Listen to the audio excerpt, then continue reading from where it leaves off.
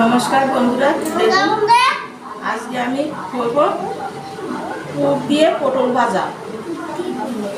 আমার কড়াইটা গরম হয়ে গেছে, আমি দিয়ে দিচ্ছি সর্ষের তেল, দিয়ে দিচ্ছি অল্প কটা জিরে, পেঁয়াজ কুচিটা দিয়ে দিচ্ছি,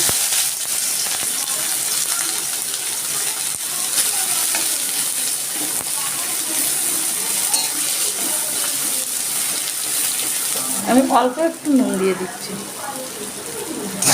পেঁয়াজটা আমি একটু লাল লাল করেই ভাজবো। আমি দিয়ে দিচ্ছি অল্প একটু রসুন,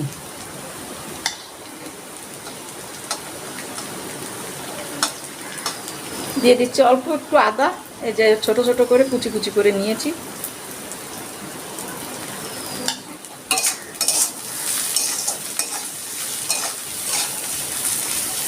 এবার দিয়ে দিচ্ছি কাঁচা লঙ্কা কুচানো,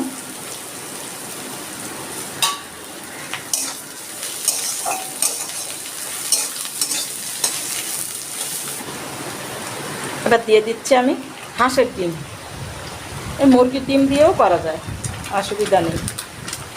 আমাদের আবার মুরগির ডিম খায় না অনেকে,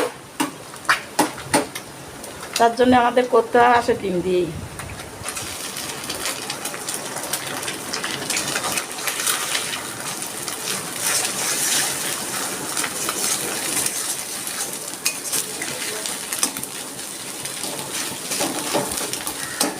আমি দিচ্ছি হলুদ গুঁড়ো, স্বাদ মতো নুন, দিচ্ছি অল্প একটু ধনে গুঁড়ো, অল্প একটু জিরে গুঁড়ো, দিচ্ছি অল্প একটু গরম মশলা গুঁড়ো,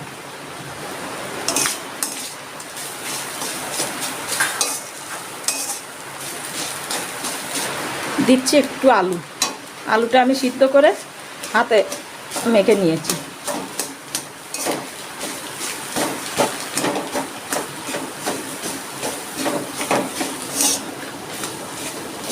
আমার পুরটা রেডি হয়ে গেছে। এবার দিচ্ছি আমি একটু সর্ষের তেল,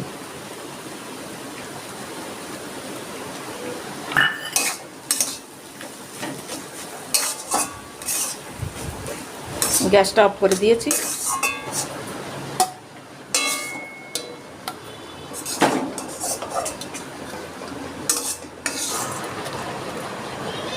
দেখুন, এবার আমি পুরটা ভরে নিচ্ছি।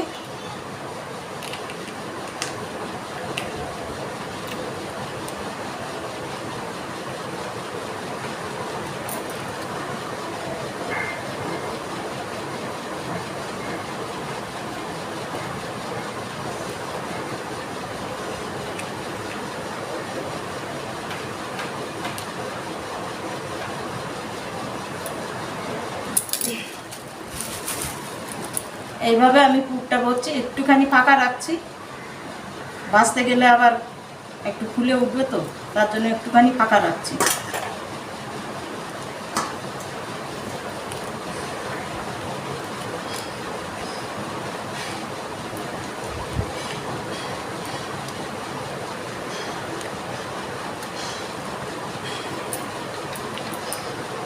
এই দেখুন, দুটো পটল আমি দেখিয়ে দিলাম, এবার বাকিগুলো আমি ভরে নিচ্ছি।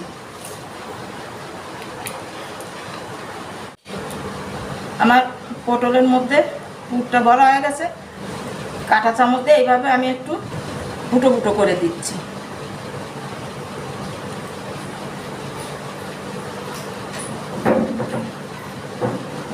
এইভাবে আমি সব পটলগুলো ফুটো ফুটো করে নিচ্ছি।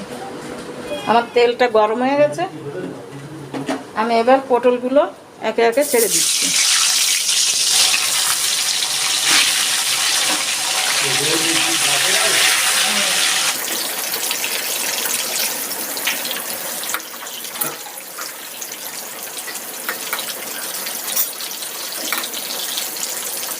এই পটলগুলো আমার ভাজা হয়ে গেছে, আমি তুলে নিচ্ছি।